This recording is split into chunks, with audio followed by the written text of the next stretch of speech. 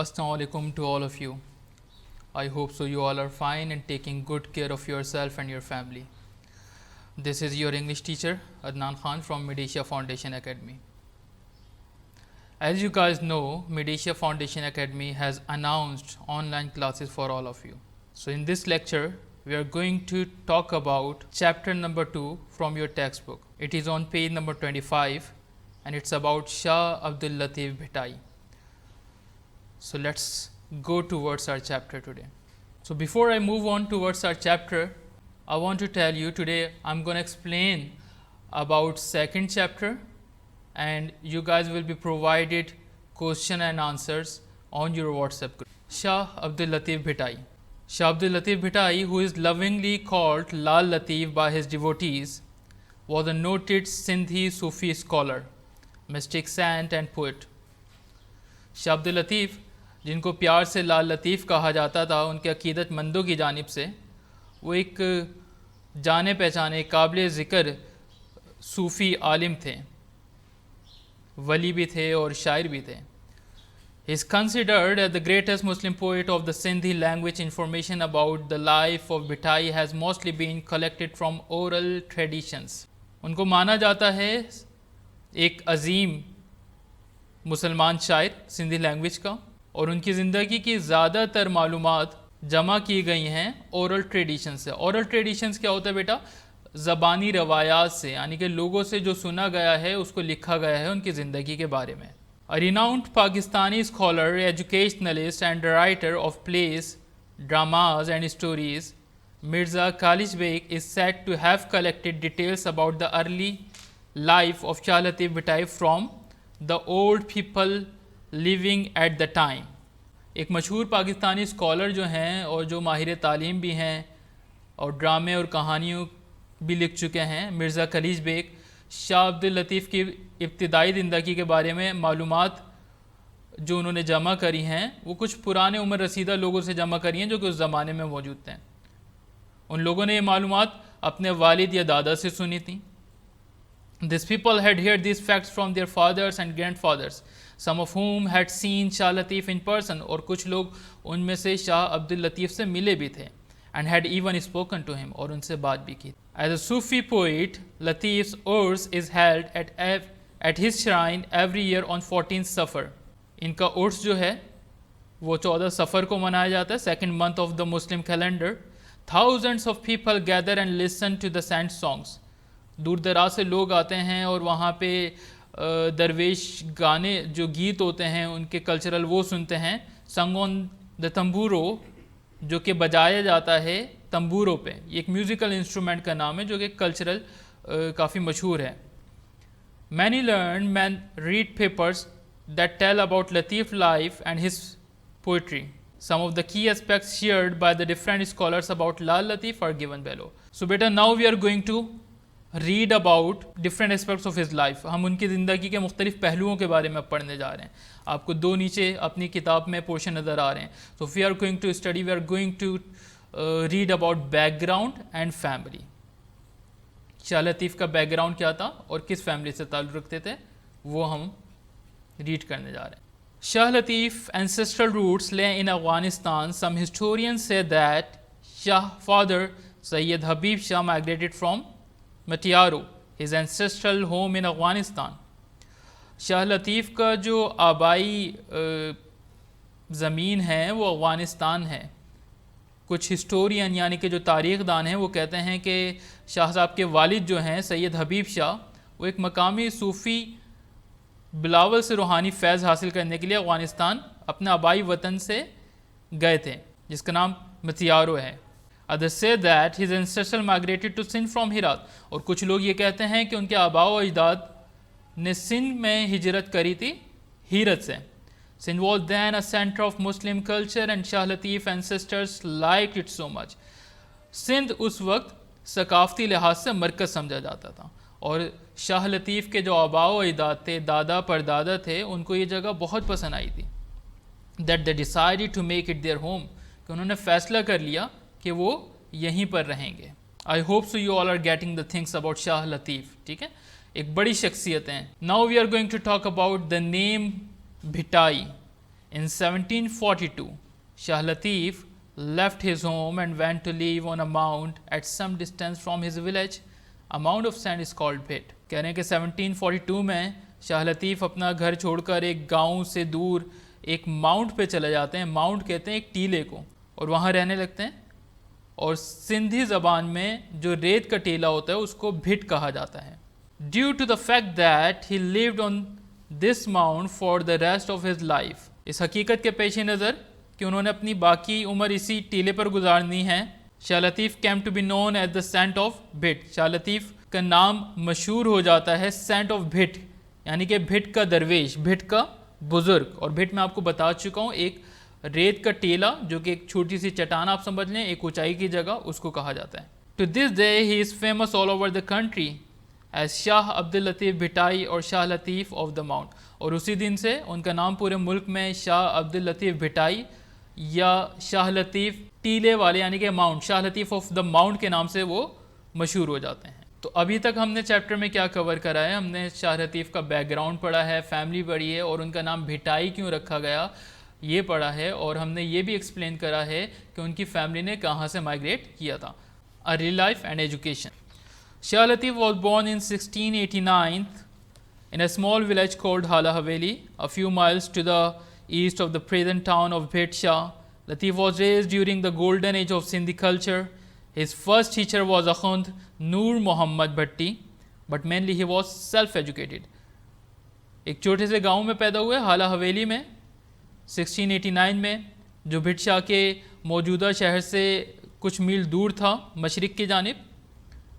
शाह अब्दुल लतीफ़ की परवरिश सिंधी सकाफ़त के गोल्डन एरा में हुई, और उनके जो पहले उस्ताद थे उनका नाम अखुंद नूर मोहम्मद भट्टी था. ये नाम आपको अपने जहन में रखना है. This thing can be asked in MCQs.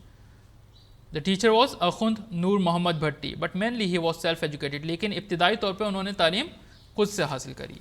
Although he received little formal education, the Risalu provides proof that he knew Arabic, Persian quite well. Various reference in Shahjo Risalu indicates that he had in-depth knowledge of the Holy Quran and the Hadith. His poetic collection includes the Masanavi of Maulana Jalaluddin Rumi and Shah Karim poems. हालांकि उन्होंने तालीम जो थी वो बहुत कम हासिल करी थी, लेकिन उनके जो शाहजो रिसालू जो हैं, जो कि कलेक्शन है उनकी पोइट्री का, उससे ये बात वादे होती है कि वो अरबी और फ़ारसी ज़बान बहुत अच्छी तरीके से जानते थे. और उससे ये भी पता चलता है शाहजो रिसालों से कि उनको कुरान मजीद और हदीस के ऊपर भी काफ़ी अच्छा उबूर हासिल था. इनके शायराना ज़ख़ीरे में, यानी कि जो शाहजो रिसालो है उसकी बात की जा रही है, मौलाना जलालुद्दीन रूमी और मसनवी शाह की नज़में भी शामिल हैं. Now we are going to study about his early age, it means youth. उनकी अर्ली एज के बारे में हम पढ़ने जा रहे हैं. Young Latif had very sensitive mind. While he was only a boy, he started composing poetry. His admiration for the beauty of nature filled his heart with the love of God. In 1713, the Sufi poet married with Bibi Saida Begum. His wife died at an early age before she could have any children. However, Shah never married again. His heart turned more and more towards religion and devotion, and he felt restless. He found it difficult to live a normal domestic life. नौजवानी की उम्र में शाह लतीफ़ बहुत हसास जहन रखते थे. अभी वो छोटे ही थे कि उनको शायरी लिखना उन्होंने शुरू कर दी थी. कुदरती मनाज़िर की खूबसूरती उनको अच्छी लगती थी और खुदा की मोहब्बत से उनका दिल भरा हुआ था. 1713 ईस्वी में सूफ़ी शायर जो शाह अब्दुल लतीफ़ हैं उनकी शादी होती है बीबी सईदा बेगम से. कम उम्री में ही उनकी बेगम का इंतकाल हो जाता है. शाह अब्दुल लतीफ़ दोबारा शादी नहीं करते. उनका दिल ज़्यादा से ज़्यादा मज़हब और डिवोशन तसव्वुफ़ की तरफ रुझान उनका बढ़ जाता है, और वो ख़ुद को बेचैन महसूस करते हैं जब वो एक आम सी घरेलू ज़िंदगी गुजारते हैं. स्पिरिचुअल ग्रोथ, स्पिरिचुअल कहते हैं बेटा रूहानी चीज़ को, यानी कि रूहानी जो उनके जहन की ग्रोथ हुई है उसके बारे में हम ये पढ़ेंगे.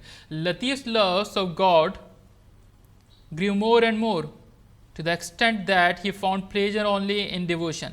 As a result, he spent most of his time in prayers and deep thinking.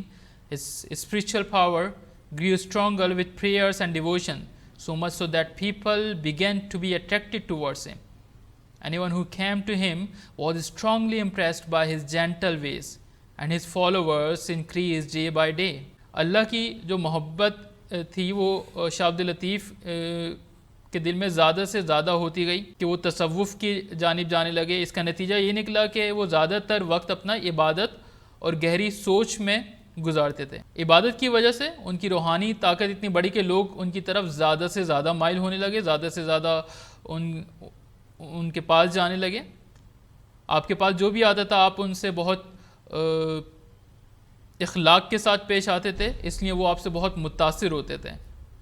आपके जो डिवोटीज़ हैं, जो फॉलोवर्स हैं, जिसको हम पैरोकार भी कह सकते हैं, तादाद में उनकी दिन ब दिन इजाफा होता चला गया। Close to the mount on which Lal Latif came to live is a natural lake. His poetic nature loved the calm atmosphere. He would spend much of his time sitting on the bank of his lake. As he sat there, he prayed to God and someone composed verses in his praise. वो mount, वो टीला जिस पर लाल लतीफ़ रहने आए थे, उसके करीब एक कुदरती नेचुरल लेक थी। उनके शायराना फ़ितरत को वहाँ पे बहुत सुकून और राहत मिलती थी। ज़्यादातर वक्त वो झील के किनारे बैठकर गुजार देते थे। जब वो वहाँ बैठते थे तो अल्लाह की इबादत करते थे और कुछ अशार भी लिखते थे। Death, Lal Latif died in 1752 on the mound where he had lived. He was buried on the same mound. It is said that one day he ordered the musician to play music. They played continuously for 3 days. When they stopped playing, they found the poet dead. A famous king of Sindh, Ghulam Shah Kalhodo, was so devoted to him that he built a grand mausoleum over his grave. The lovely white dome of the shrine represent the purity and dignity of Latif. लाल लतीफ़, शाह अब्दुल लतीफ़ का इंतकाल जो है वो 1752 में हुआ था और उसी टीले पे जहाँ वो रहते थे वहीं पर उनको बरी किया, दफनाया गया था। ये कहा जाता है कि एक दिन उन्होंने म्यूज़िशंस को जो कि मौसीकी कल्चरल म्यूज़िक बनाते थे उनको वहाँ बुलाया और म्यूज़िक वहाँ पे प्ले करने का हुक्म दिया और वहाँ पे जो म्यूज़िशियन थे वो 3 दिन तक मुसलसल वो अपना कल्चरल म्यूज़िक बजाते रहे। जब उन्होंने वो धुनें बजाना बंद करी तो जो शाह अब्दुल लतीफ़ थे वो इंतकाल कर चुके थे। सिंध के मशहूर बादशाह ग़ुलाम शाह कल्होड़ो जो हैं वो इनसे इंतहाई अकीदत रखते थे, अकीदतमंदों में शुमार होता था उनका। उन्होंने आपकी कब्र पर एक बहुत बड़ा मकबरा तामीर करवाया जो कि आप तस्वीर में भी देख सकते हैं।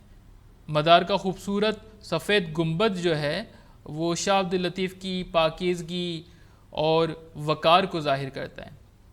Now you guys can see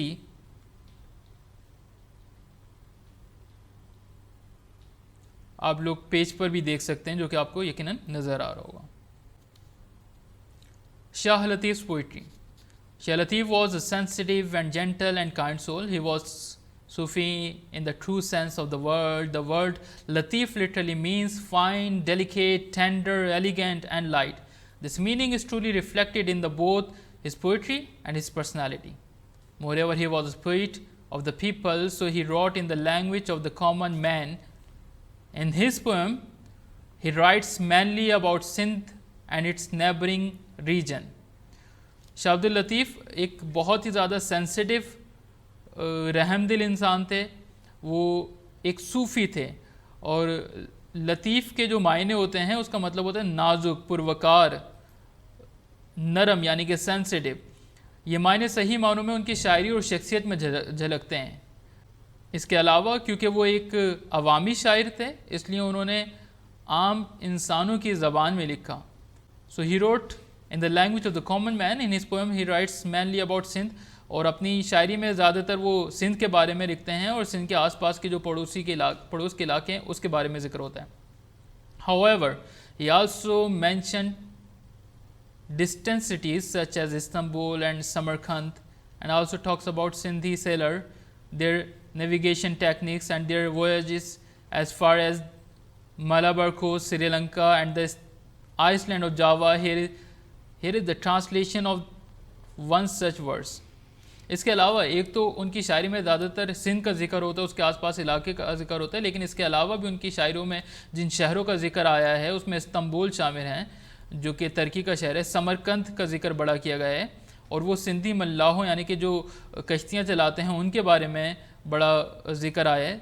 Sri Lanka के जज़ायर का भी उनकी शायरी में जिक्र आया है।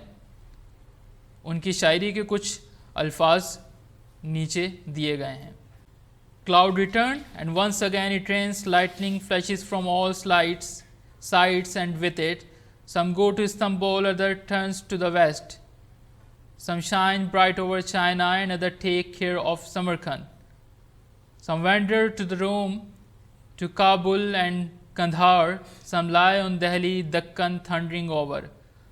My beloved Allah, may you always make Sindh a land of abundance. My beloved Allah, may you make prosperous the whole universe. खूबसूरत अल्फाज हैं। वो क्या कहते हैं कि cloud return and once again, बादल वापस आते हैं और फिर बारिश होती है, हर तरफ बिजली चमकती है, और वो बादल उनमें से कुछ इस्तांबुल जाते हैं, कुछ वेस्ट का मगरिब का रुख करते हैं, कुछ चीन में ज़ोर शोर से बरसते हैं, कुछ समरकंद की जानिब चले जाते हैं, कुछ रोम, काबुल, कंधार का रुख करते हैं, कुछ दहली, दक्कन में चले जाते हैं, और गरज चमक ख़त्म हो जाती है।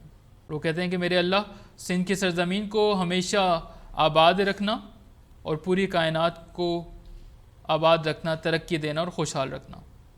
His collected poems have been compiled in Shahjo Risalo, which has been translated into English, Urdu and other languages. His spiritual and mystic poetry carries a message of love which makes it universal and acceptable to the entire human race. उनकी जो collection है poetry का, जिसको शाहजो रिसालो कहा जाता है, मुरतब की गई, जिसका तर्जुमा अंग्रेज़ी ज़बान में भी हुआ, उर्दू ज़बान में भी हो चुका है। His spiritual and mystic poetry carries a message of love. उनकी शायरी है वो पूरी इंसानियत के लिए है।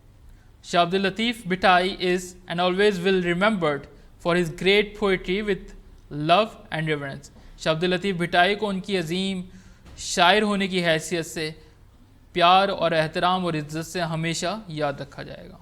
सो all right students, we have gone through with the chapter.